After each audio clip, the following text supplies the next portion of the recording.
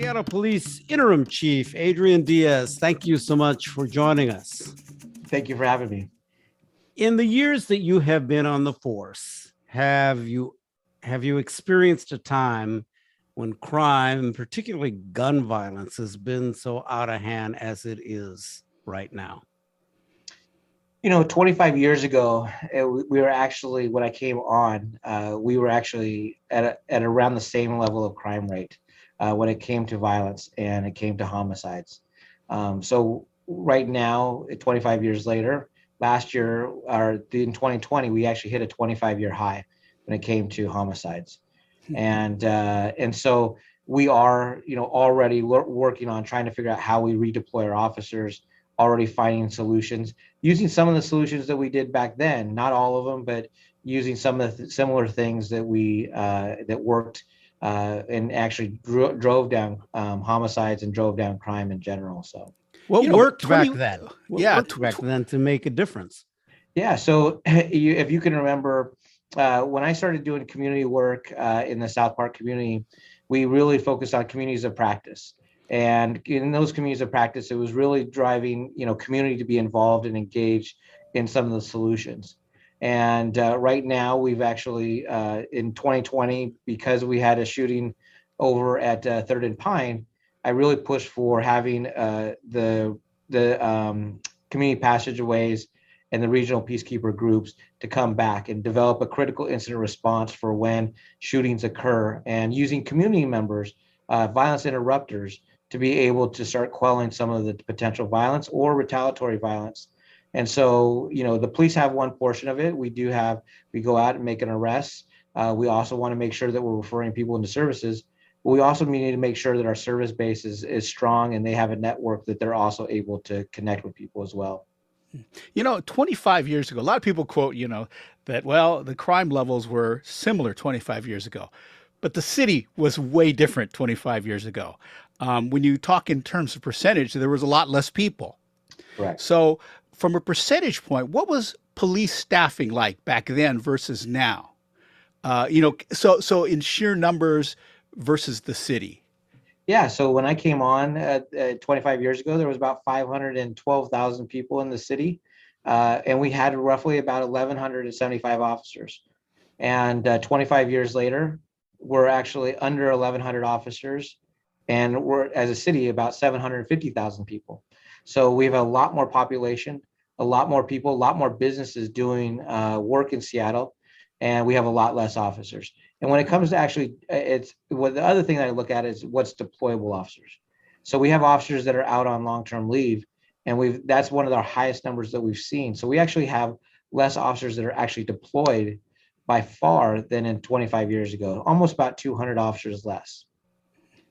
Is it difficult right now to get someone interested in becoming a Seattle police officer?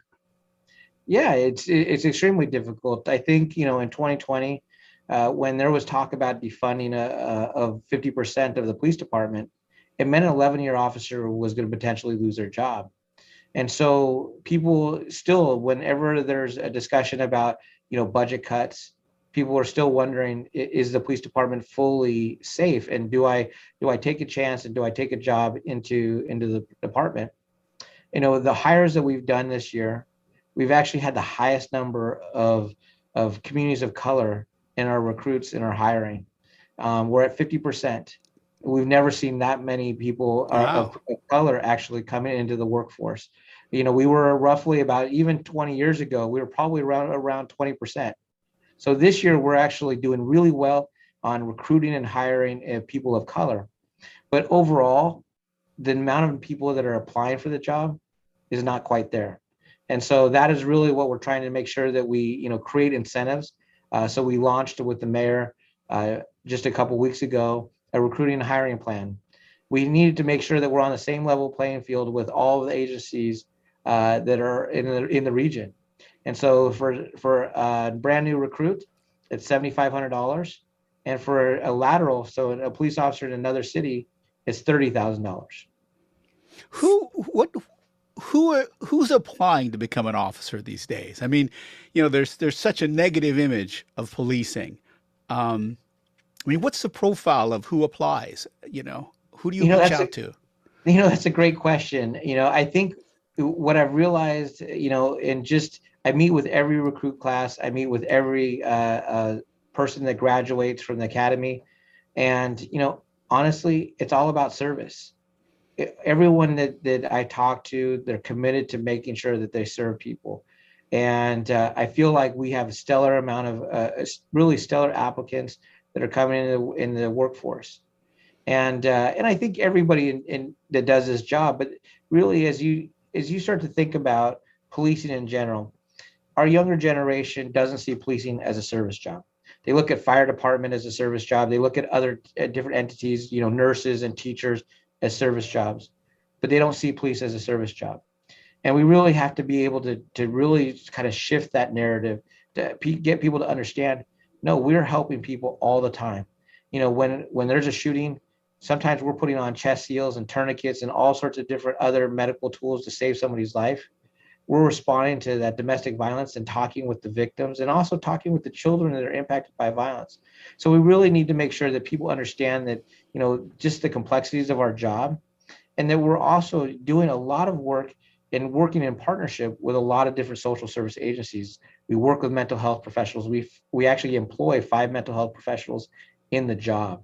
And so not only could you be in the police department as a mental health professional, or you can be a police officer. In all areas, it's a service job. And we really just need to get people to understand that. How, when the whole talk of defunding started up, how did you see that?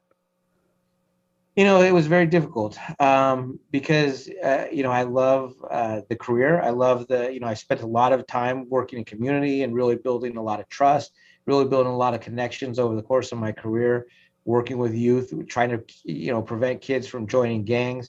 It felt like there in 2020, there are things that we caused and that we created impacts, and we had to acknowledge that. And I had to apologize for those impacts, but we had to hit a reset button. And I think doing that reset button, we really needed to be able to move forward beyond the talks of defunding, because, when I look at an agency, when it's at its worst, it's when you start taking money from an agency. You don't provide the training, you don't provide adequate support, you don't provide the wellness that officers need, and that's really going to be the challenge. And I think we were able to come out of it with not as money, not what the 50% cuts look like, but it created a downward spiral of people leaving the department and leaving the profession in general. And that's just not just our agency, across the country. And so we really need to figure out, again, how do we set people up to get that right support to do this job. You don't want to feel abandoned. You want our officers to feel like they're valued and that they're respected. And that's in any profession. It doesn't matter if you're a firefighter or a teacher. People want to feel valued and respected. This is a tough job. And so the discussion of that defund, it really hurt. There was a lot of emotion to it. And, I think that we're growing from it, where we've actually been able to adapt and change. And now we're creating innovative projects that I think will really change the way we police in the future. And so we're really pushing for people to join us now, because this is the best and new direction that a police department needs to go. Yeah. One of the feelings of the city is, the reality is most citizens interface with the police on probably the worst days of their lives. Mm-hmm. And so on the best days, police are dealing with the worst situations. The one thing that people are enraged about that I see all over the city are property crimes. And I get it that there's not enough people to respond. So how does the priority tree work? Right? I mean, because you have less officers to deploy, but every incident that a citizen feels or happens to them is the most important. So how do you reconcile that? How would you explain to the public that priority tree of who gets responded to and what levels things are at? Yeah, we've got to manage people's expectations, right? And I think First and foremost, because shootings had gone up, homicide has gone up, robberies had gone up, aggravated assaults. So these are all violent crime. My priority was making sure that our officers are focused on violent crime, and they're focused on priority one calls. So priority one calls is typically a violent crime in progress. When you look at priority two calls, so if somebody calls and says, "Hey, somebody just stole a TV," which is a felony call. They're still around their vehicles outside my house, and that might be generated a priority two because it's a lower level of crime, and but it's still in progress. And so, and then you get to priority three, which is the call has already been. There's nothing going on. There's no suspect there. There's no action to be other than maybe a report, taking evidence, and being able to maybe process a scene or write up an auto theft report or whatever that situation might be, but it's already happened. And then you have priority four calls, which are typically associated with parking complaints. And we don't, on Sundays when the parking enforcement isn't around, sometimes we end up taking up some of that work, but typically we don't handle priority four type calls. So when you look at priority three, we pushed a lot of calls over the last 2 years because we saw the amount of officers that we were losing, and we needed to make sure that we still took those reports. So we went to online reporting. So about 40% of our calls are actually done on online reporting, and what they also call is iTrue, which is over the phone. So you're talking to an officer by the phone, and they're taking the report, they're taking the information that what happened. And if there is any evidence, we tell people where to submit it and how to get that evidence, submitted. And that actually frees up our officers on the streets to handle the priority one and two calls. And so right now, again, when it comes to the shootings, we're trying to get to under 7-minute response times. And it's a marker for us to know, because every second counts. When in a shooting, when somebody's been hit, every second could actually jeopardize somebody's life. And so we need to make sure that we're having officers that are freed up to be able to respond to those types of calls.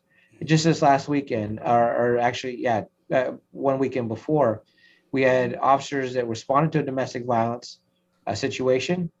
The person ran from them, I should say. The person then ended up pulling a gun out and shooting at the officers. They lost sight of him for a second. About a minute later, they were able to locate him. They take him into custody. As they're taking him into custody, they hear gunshots just blocks north of them, and end up actually responding to a homicide. And so, that just shows you how fluid it is right now. And so that's really trying to make sure that our officers are available. They're not tied up on calls that, is a less priority. And it's not that it's not important. It's important to us, but we just don't have the officers to be able to adequately spend that time. And that's the reason why we've gone to the online reporting or on the phone to be able to take those calls.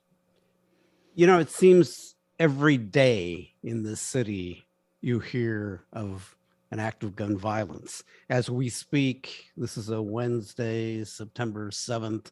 This morning in Pioneer Square area, there was a shooting.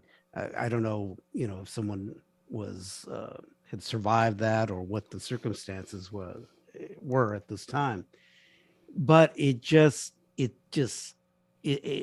has happened so much. And I think that a lot of people are just afraid these days. Yeah.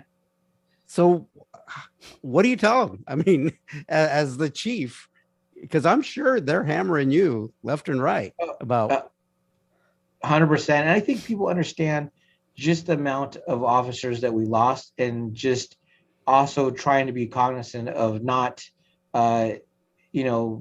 overtaxing our officers on just stuff that is not necessarily crime related. Right now, you're 100% right. We've had about 540 shootings this year. So you can estimate that out to being over 2 a day. I mean, it's about 2.5 a day, probably, when you start looking at the math. And it's happening all over the city. It isn't just one specific area. It's not like this is a South End issue or this is a downtown issue. It is happening throughout our whole city. And, that is, for us, It's important. We actually, I instituted a model. It's called, what we call CAPE. It's getting community involved in a lot of the work. So it's the violence interrupters that are doing a lot of work for us. It is analytics. So we try to identify hotspots, what the nexus is to those shootings. A lot of shootings this year have been related to homelessness. And so homicides, just in homicides, 25% of our homicides have a homeless nexus. And that it is trying to get people to be aware that when you're talking about homelessness, like it's not compassion when you're just leaving them on the street. That they're being victimized and they're being great. So you need to get them off the street. You need to make sure that you're getting them, into supportive services, because that is taking a big bulk of our work right now. Go on. You used the term a couple of times, violence interrupters. Yeah. What does that mean? So it's community members that have had a past. Sometimes they've been involved in gang activity. Sometimes they've been incarcerated, but they know the community. They've have lived experience, and they're able to talk to a lot of the youth to try and keep them away from going down the same path that they once did, and that helps out, because I could tell a bunch of youth, hey, don't pick up a gun, don't shoot somebody. I think that's, any one of us could do it, but you have somebody that is respected in the community, that has, experienced, the troublesome that many of our youth are experiencing, the trauma that our youth are experiencing, and they feel like there's more connection, and they're going to probably listen to them a lot more than an officer that, is paid to go out and enforce the law. Are these people that the department has developed relationships with, or how are they connected so that you have the working relationship with them? Yeah, honestly, our work is they have their work, they have the connections in the community. We want to make sure that they're doing their due diligence and trying to make sure that they stop the violence. Our connection is really trying to make sure that we just pass on information about shootings. So, for example, if there was, like the Pioneer Square shooting, if there was a nexus to some sort of youth or maybe gang-related incident, we would be contacting them and letting them know, hey, there's a shooting in this location. We want to make you aware of it. We think that it might be, people that you could do some outreach to. And then that's our contact, because they're going to do their work. And we want to make sure that we respect their work and that we're not, a part of that work, because we don't want to damage their relationships with, the youth and some of the people that respect them. And so, but that's important to have that relationship. It's important for us to just kind of know that we're working in conjunction with each other, that they're trying to stop the shootings and we're trying to stop the shootings. And so we need to have those types of partnerships.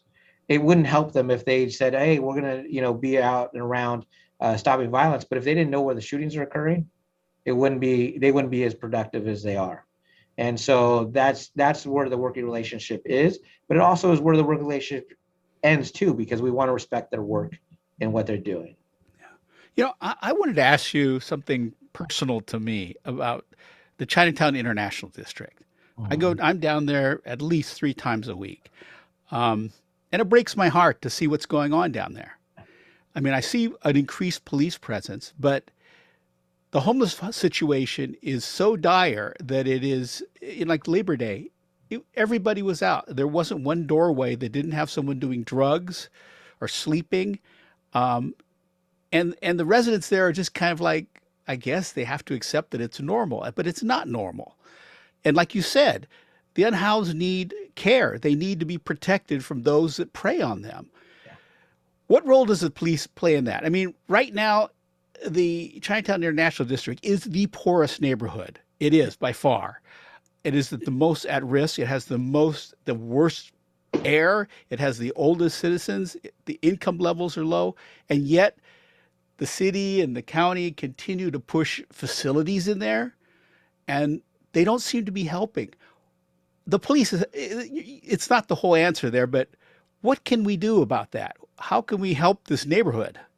That you hit all the points that, I've been, speaking to a variety of different leaders on.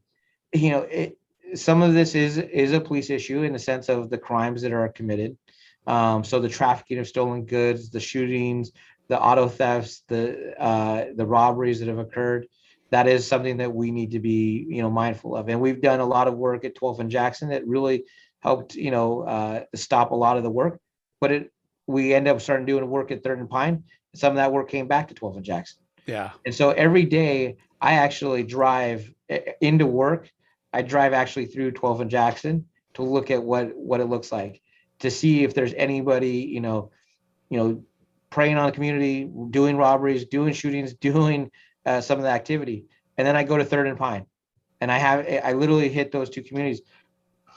When you actually have the CID, that is actually the area that has the most shootings in our city. So you can add literally the most violent crime in our city in that area. Mm-hmm. And that is really troubling, because I think, to your point, people don't feel safe. They don't feel like they can walk out of their door without feeling like there's something that's going to happen to them. And that's not where people should be. When I look at it, I need people to be out and about. I need people that are, going out and doing shopping and, visiting businesses. I need businesses to thrive. I need people to feel safe. And that actually helps quell some of the violence, because the more people that are out and about, there's less violence. And so we're in this really weird situation.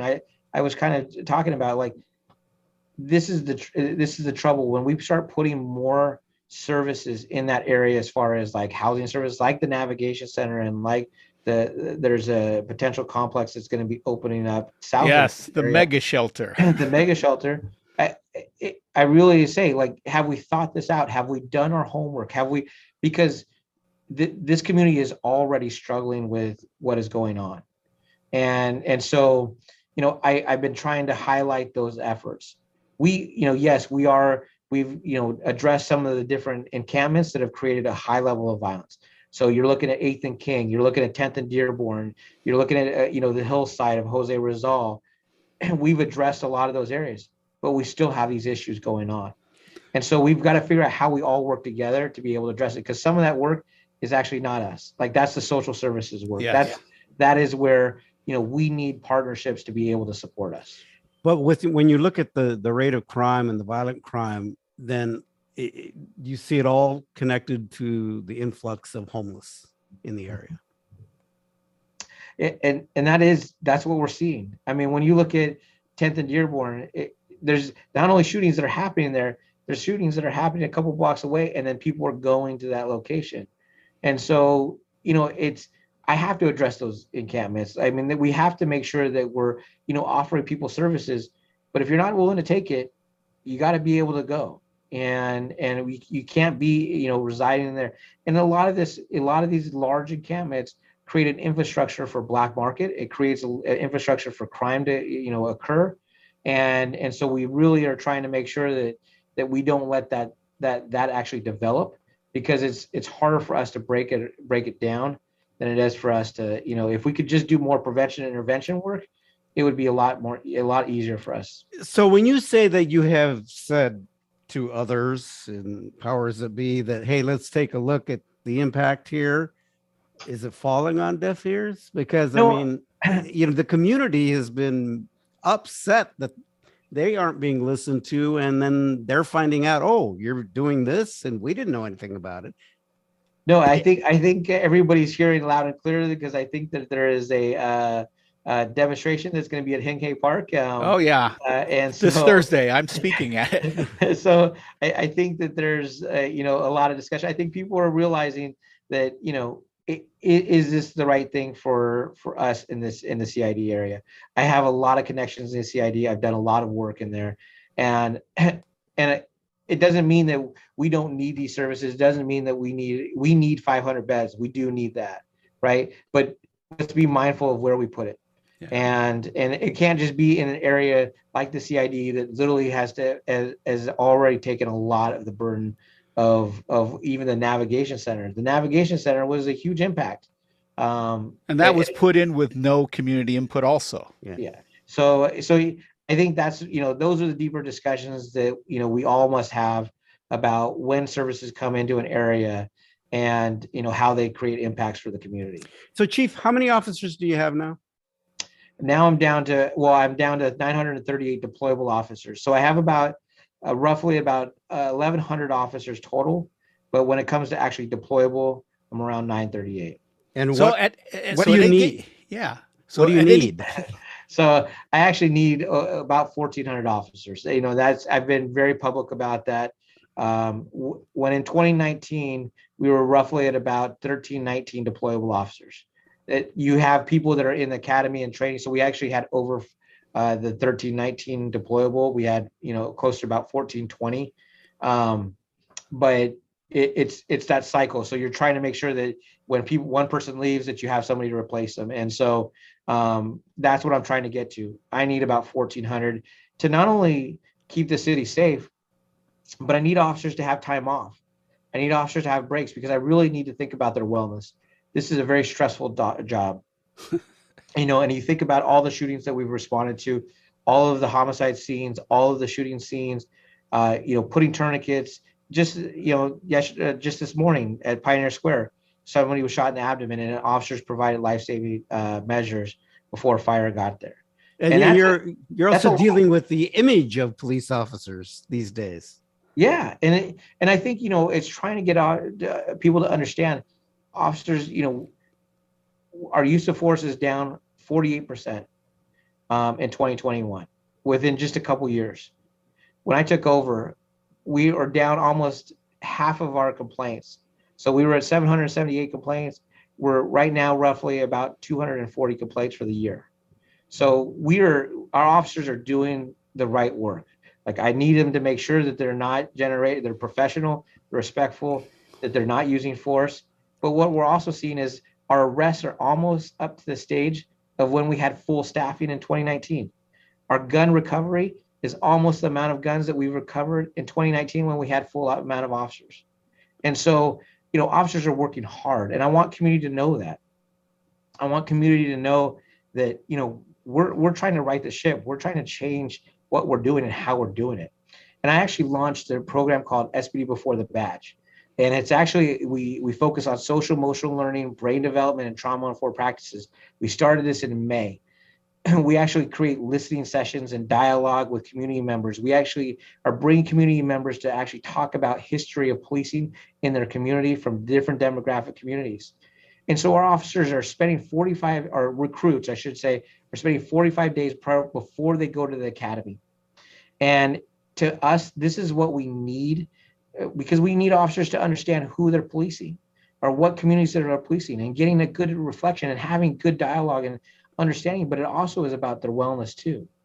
And so, I think that this is something that, to me, it's going to be a game changer. When you look at police departments in the world, where you look at London and you look at Ireland, you look at, New Zealand, many of those agencies require at least 1 year to 3 years of police academy training. We give an officer 4.5 months to go through training. And so bringing them in for 45 days, that's another couple hundred hours. We then spend a couple hundred hours after the training. So they spend another month and a half.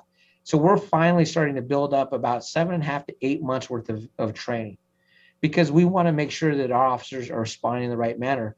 And this is a culture shift. It is going to take time for it to really take hold, but I think we're on the right path to what we need to have our officers be doing. You have been the interim chief for 2 years now? A little over 2 years. Okay. And I know that you would like to have the interim removed. And yet the mayor is also having to do a national search, and they're going to narrow it down to 3 finalists there. How badly do you want this job? And I guess why? To me, number one, I really feel like I have the skill set to be the police chief. I've done it for the last 2 years, but I see where policing needs to go, and I see how it needs to evolve and change. I need to see that the community is at the forefront of everything that we do. Sir Robert Peel used to say, so this was kind of the modern day policing, kind of the godfather of modern day policing. He said, you got to police by consent. And so, I think that that's important for our community to know that we need to have their buy-in in what we do and how we do it. And that's the reason why I started setting up these programs such as SPD before the badge, because we incorporate community into these actual components of it. If the community doesn't want us to do work on mental health, or doesn't want us to do working on shelter, it's important for us to know that and figuring out what, where that needs to actually reside in. We've actually brought in mental health professionals in our co-responder model. So we actually employ mental health professionals. We employ community service officers that are able to navigate social services.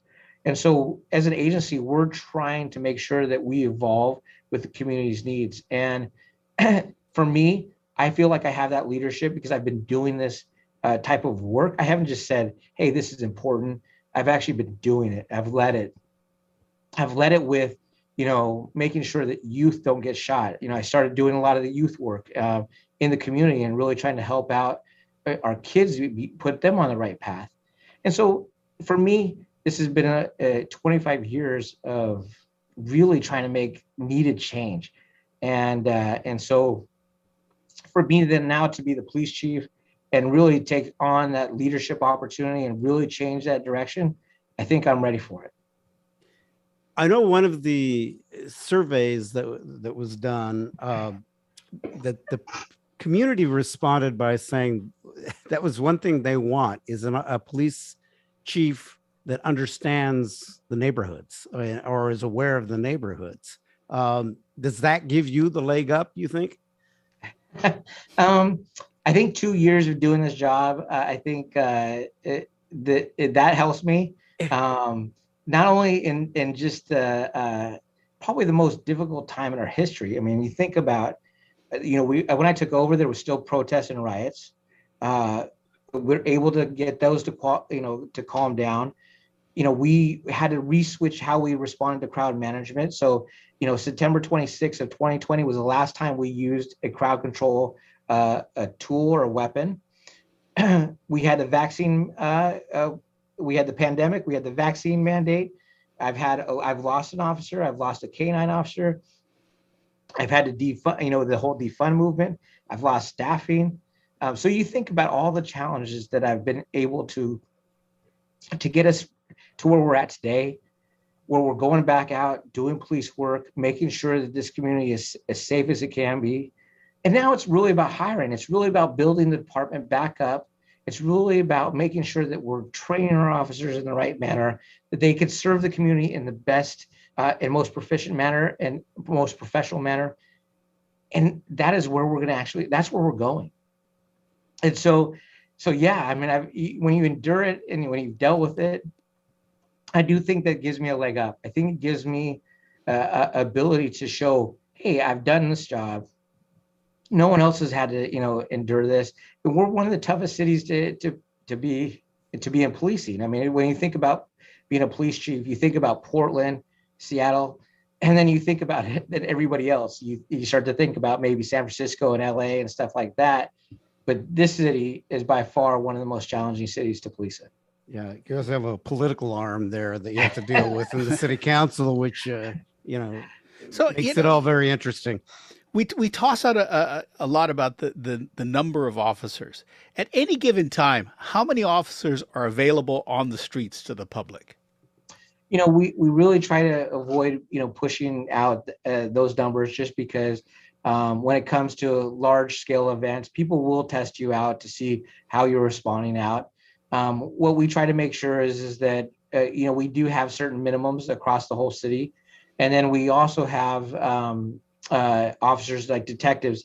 If we need to redeploy them into a function, into patrol, we're able to do that as well. So like during the vaccine mandate, I had to make sure that our detective units and our, special operations units, which is anything from arson bombs to SWAT to traffic, that they were all ready to go to actually make sure that our staffing was adequate. We didn't have to deploy them, but we had to make sure that they were literally ready operationally. So, like I said, I try to. We fully can't just come out with full numbers, but what I also do say is that with the amount of officers that we lost over the last 3 years, so we'll just say that we've lost about 475 officers. Right now, that is the amount of patrol officers that I have for the whole city right now. Mm-hmm. So you could imagine that if if we didn't hire, if we didn't, actually redeploy, I had to move 100 officers back into patrol. If we had not done any of that, that meant that we would actually not have an officer patrolling the streets right now. Wow. And so, but you don't see that impact. I mean, yes, you see violence coming up. You see other things that are impacting, but you're not seeing, like, we're still out there patrolling. We're still going out and doing the police work that I'm asking our officers to do. And a part of that is literally just being very agile as the police chief and having to redeploy and having to re-switch things up and how to change the models that we've been doing in the past. No, I know that you lost some officers, not only just because of the whole defunding thing, but also complying to, during the pandemic, getting vaccinated or wearing masks, all of that. Where are you with that? So I've actually only had 4 administrative separations. We've actually had a lot of officers be vaccinated. And we're probably one of the few agents. Well, we're 100% vaccinated agency. Like right now, every officer that we have deployed is vaccinated. We do have officers that are out.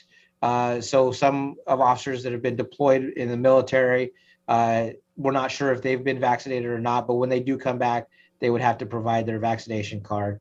But right now, when it comes to actual deployable, 100% of our deployable officers are vaccinated. And we've only had 4 separations that have been administratively separated. Wow. That's a good part for the community to know that Right. we are here to serve. Yeah. Yeah. So what do you say to, businesses that have, that don't enforce shoplifting? They come in and you go into a lot of stores and the shelves are bare because criminals come in, take what they want and leave. And I don't really understand the mechanism where the stores are kind of powerless to detain these people. But what do you say to those people, that are suffering from property crimes and businesses that are losing stock and inventory? Will more policing help? Or is it more than that? Or is it on them? Is it on them? Yeah. Well, I think it's going to be a variety of different things. So when I answer this, I do think that, number one, right now, theft and property damage are not bookable offenses. So even if somebody committed a crime of theft, whether they stole dish soap, alcohol, whatever it is, officer goes out, contacts them, makes an arrest, we cannot book them into jail. And so that's a challenge, because then they're going to get released and they might go out and commit another theft. And so we're in this revolving cycle. That's an issue. So to me, it's about making sure that there's accountability in our system.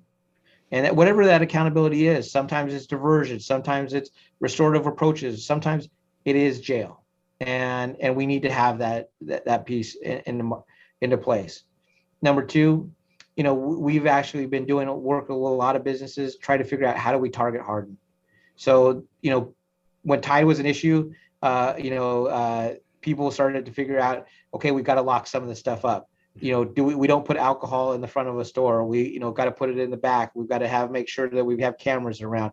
And so, businesses have been doing a really good job of trying to find ways that they can make sure that they don't see certain items getting stolen from their shelves.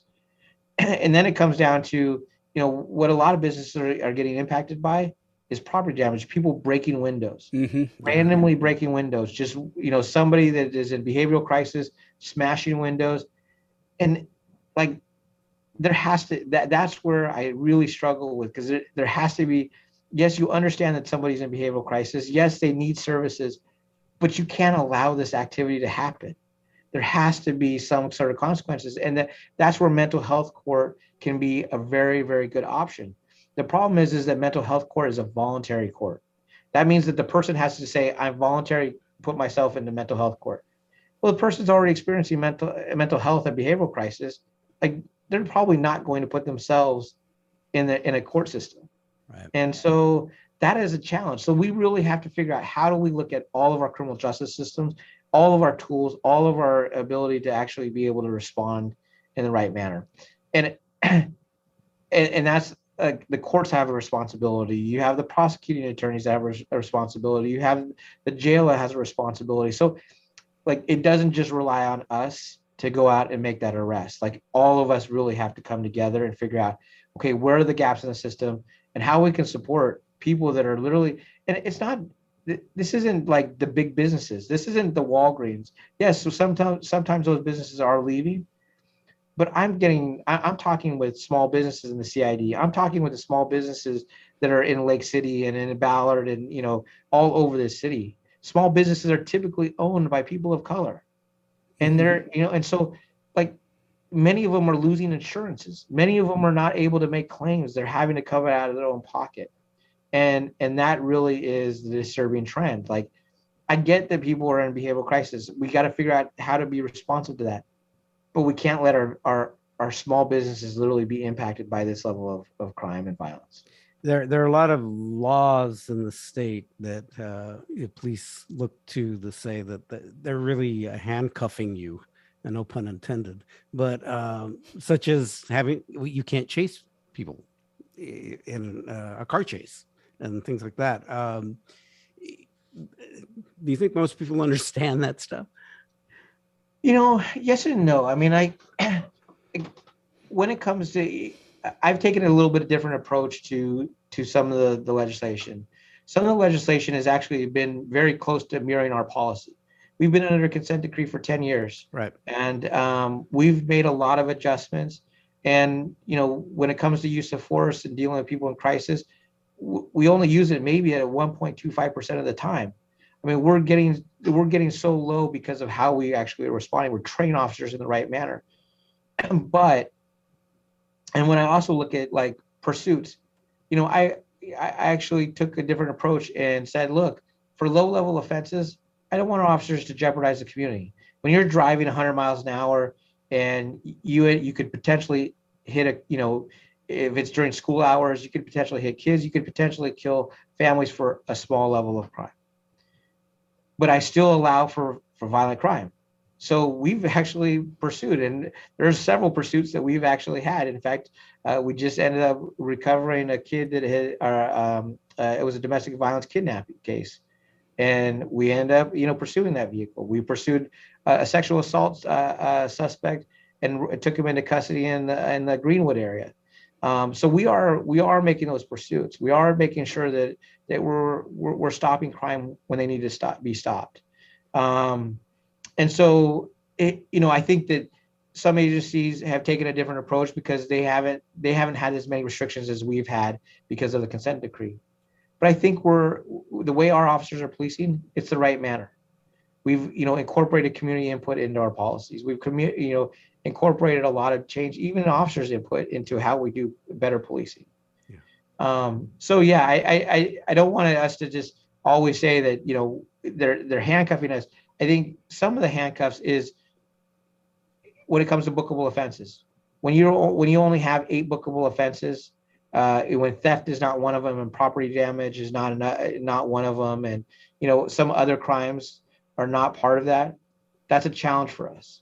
Because to the community member that's had their window broken that they paid $1,000 for, that's hard on them. They're like, well, then who there's there any accountability for me? Is there any accountability for somebody else? I'm the only one having to pay out of my own pocket for this. Yeah. And we can't have a system run like that. If you don't get this job, what happens? What do you do? You know, that's a good question. Number one, I want to make sure the city succeeds. I want to make sure that the city goes back to its opportunity to really be, you know, vibrant and really be the Emerald City that it is. You know, we've got Major League Baseball All-Star Game next year. We've got 4 years of World Cup. So I want to make sure that this department is on the right path. But I will evaluate, you know, what my options are in the future as well. All right. When is the decision going to be made? What's the time frame at this point? You know, that's a good question. I think that there are interviews that are occurring, and hopefully, probably in the next couple of weeks, we will have some good idea of who will be the chief. Yeah. But I just don't know. I don't know when that timeline is. The mayor will make that decision, but I'm hoping that I'll be at the top. Well, good luck. I know that the one thing you have done in your years of policing is you have been very active in the community. People know you there. You've been in the neighborhoods. You've walked the talk, and I appreciate what you have done there very much. So, and we'll see what happens. Hey, thank you for your time, Chief. We really appreciate it. Yeah. Thank you for your candor too. Yeah, very much Thank so. Yeah. And let's just hope things get better. I couldn't agree more. Thank you so much. Thank you for just bringing awareness to the situations that we have in our community, and thank you for taking the time to just chat with me and just have that dialogue. And I think it's important for people to hear my perspective on things. So I really appreciate it. Definitely. And thank you for taking the time, and good luck. Thank you. Take care.